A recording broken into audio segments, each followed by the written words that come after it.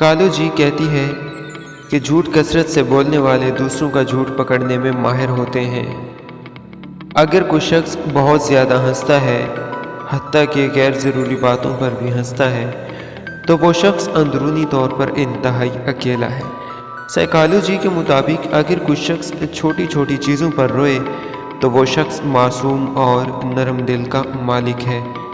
अगर कोई शख्स अजीब तरीके से ज़्यादा खाए तो वो शख्स टेंशन में होता है। अगर कोई शख्स रोता नहीं है तो वो शख्स अंदरूनी तौर पर कमज़ोर है। साइकोलॉजी के मुताबिक अगर कोई शख्स कम बोलता है मगर जब वो बोलता है तो तेज़ी से बोलता है और वो शख्स अपने अंदर कुछ राज ज़रूर रखता है। साइकोलॉजी के मुताबिक अच्छे और ख़ूबसूरत खुले खुले कपड़े पहनने से आपकी खुद एतमादी बढ़ जाती है। 90% लोग जो बातें मैसेजेस पर करते हैं वो आपके सामने नहीं कह पाते।